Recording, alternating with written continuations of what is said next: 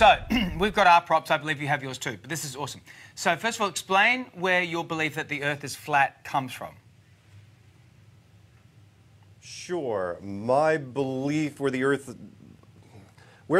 is flat comes from 5 different reasons, real fast. 1, long-distance photography, which is, if it is a globe, then we shouldn't be able to see as far as we can with high-def cameras. 2 would be gravity versus the vacuum of space, meaning the atmosphere should be sucked out into space almost instantly. The power of the vacuum cannot be defeated by gravity. 3rd would be the eclipse shadow. The eclipse shadow, it's the wrong size. The moon is 2,000 miles wide, and yet the moon shadow is only 70 miles wide. That's a 97% decrease. It can't happen. 4th would be the temperature of the moon, and I know we're pressed for time, so I'll rattle off real quick. The temperature of the moon.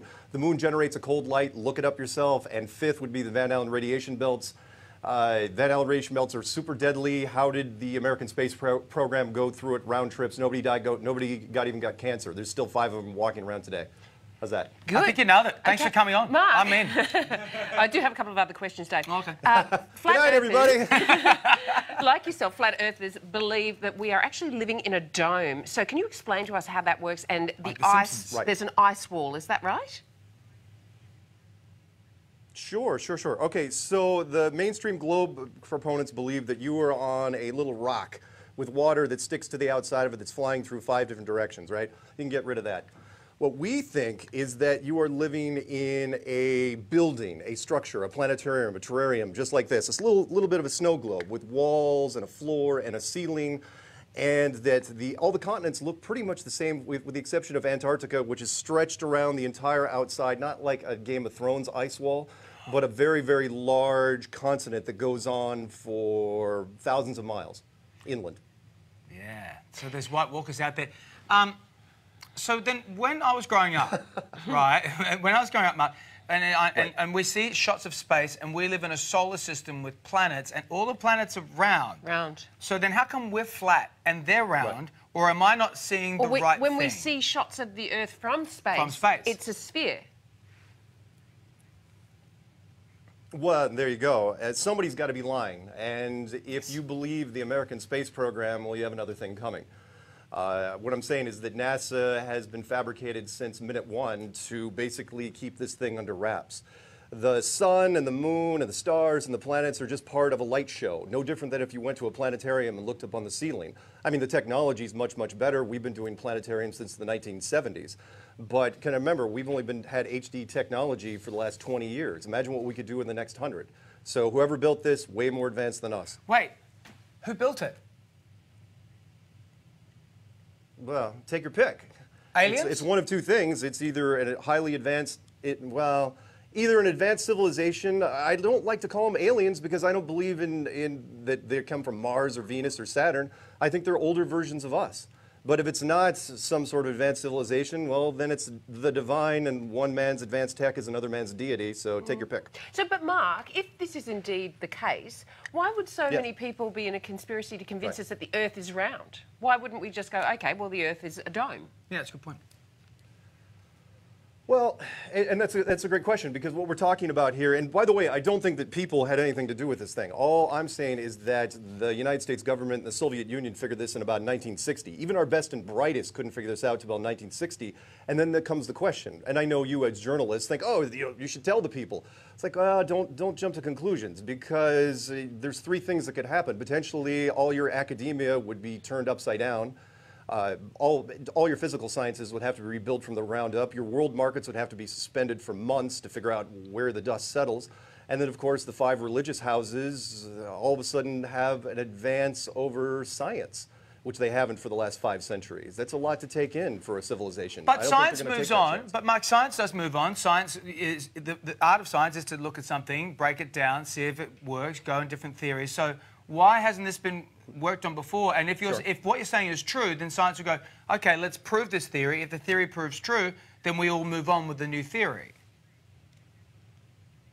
Well, science takes care of its own. You got to remember, science, mainstream science, and I call it scientism at this point because they've really turned science into its own religion. They put the rubber stamp on things they can't prove, like carbon dating, like the Big Bang Theory, like dark matter, like evolution, and so on and so on. But if science has been pushing this for the last 5 centuries, they've got a vested interest in it. from their institution standpoint. It's the foundation of everything that they are. So they're going to protect it at all costs. Mark, so I don't blame them. In flat Earth theory, Antarctica is actually an ice wall at the edge of the Earth, and a group of people are planning an expedition there, I assume, to prove the theory, right? Well, it's a nice idea, and I hate to burst your bubble, but that particular story was spawned from because we do Flat Earth conferences, and the conference in 2020 is actually going to be a cruise, but it's leaving out of Miami, and it's just a recreational cruise. Some UK journalist decided to put his own spin on it and said, oh, wouldn't it be great if they turned it into an expedition? It would be. So there is no planned expedition. I'm sorry. I hate to do that Surely, to you. now, let me ask another question then, Mark. Surely you're getting a lot of money off YouTube hits and getting this out there and merchandise and gathering 6 million people. That's not a small amount of money if you're conducting a business and trying to put something out there. Couldn't you, like Tesla or somebody like that, conduct your own experiment by getting into a rocket, going up there and having a look for yourself, or going to the ice wall and seeing if the walkers are there? The expedition would be nice, absolutely. But the Antarctic Treaty, which is rock solid and not even up for debate until 2041, keeps just about any authorized expedition from happening. So we are stuck with the ground experiments. Long-distance photography, lasers, weather balloons. Take your pick. We do a lot of different experiments. But yes, the expedition would be nice. And as far as money goes, come on. You don't get into Flat Earth to make money. In fact, I don't care about fame. I don't care about money. I just want to be right. And I don't make that much money off it yet. Yet. I think you need to get bigger props. We have a much bigger prop than you, and therefore I think our theory is better than yours. Okay. And again, if you don't, look, what I try to tell people is if you don't hate Flat Earth when you first hear about it, there's probably something wrong with you. Everybody that got into Flat Earth hated it. I tried to debunk it for 9 months, and that is, can you prove the globe in a court of law? And can you do it without using a space agency? And eventually, you are going to run out of threads to pull on, and the only place you're going to have left to turn is this. And by the way, that number, 6 million people, that is way lower than what you might think. I don't know where you get the 6 million from, but it's way higher than that. What would you say the number is? What is the number? Oh God, it's got to be over 100 million at this point. We're massive. We before YouTube tore down its scoreboard, we were more popular than the President of the United States over here when it came to metrics. We beat him in the middle of last summer. Mark, we were tracking higher. We do have to go because 50, Mark, I'm sorry to interrupt you, but our satellite is going to cut you off, and I'm so sorry. If you come to Australia, let us know. Come on in, let's have a chat. Yeah. Thank you, Mark.